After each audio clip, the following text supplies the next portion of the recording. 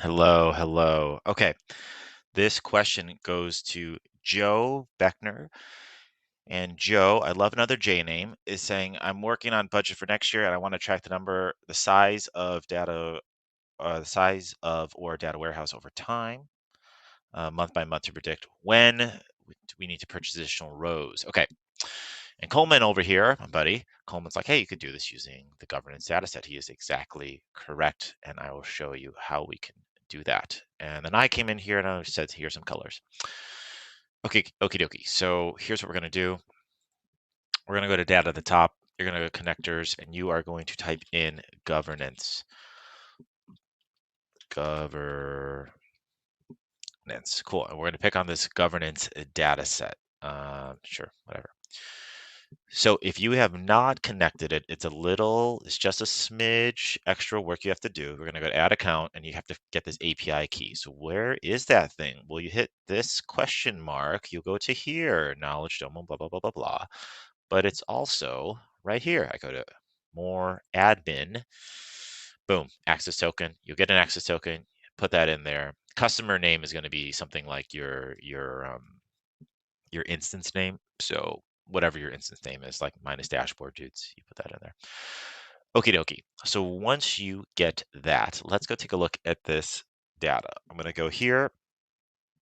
What you really need to see is row count right there, and you need to see the data set created, date, time. So you're going to use those two things. Cool. Hey, and if you are a stickler for naming conventions like I am, that's my brand, grilled cheeses and naming conventions.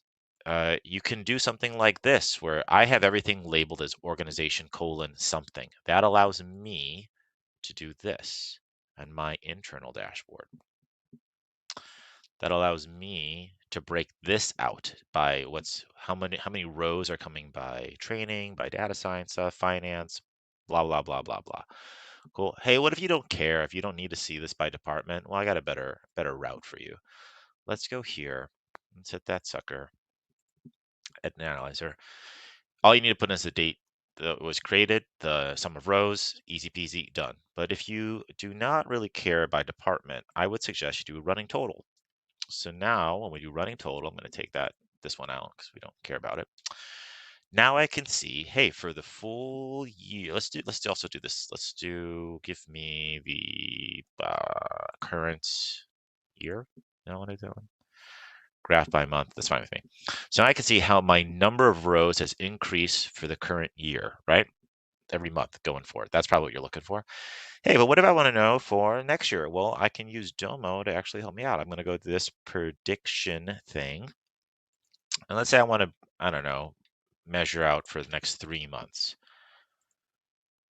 Cool. And I could pick different things. I could say I want to use by a recency weighted model, maybe by a recency period thing, by just a linear thing, whatever. Here are just some ways to help you out a little bit when you're doing your math of what you want to do. Okay, that is one way to do it. That's one way to do it. Let me show you something else too. I have this internal usage dashboard, by the way. This is something that I put on for me and for my other clients. But here, what I'm able to see is number of rows, dashboards created, number of users. I'm actually changing this cards one to be number of connectors because that's a better KPI. I can see how much rows have I used, where are they going in the different departments. I can only do this because the naming conventions or if you had tags. Obviously, you see over time which data sets are giving me the most usage, maybe. And I can see it over time too. And I can see this one's been very, very popular.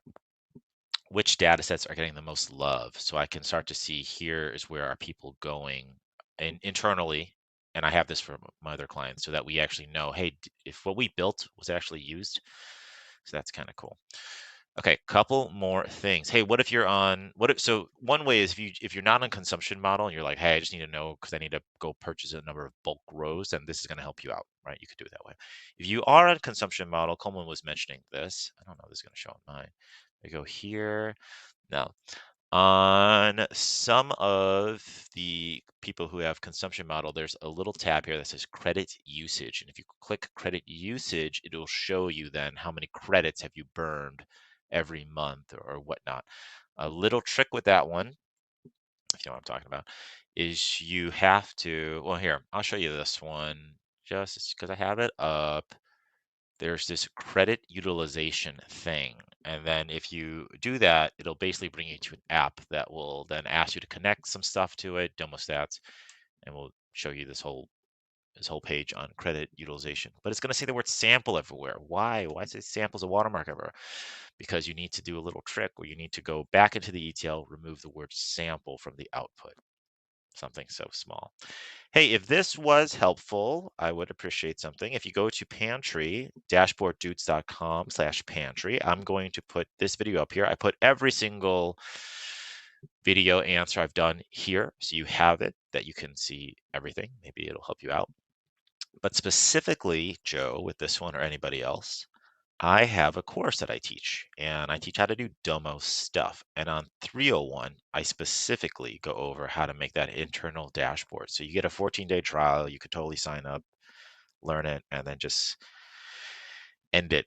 End it like all my relationships within 14 days. Okay. Anyway, hopefully that helps you out. Talk to you later.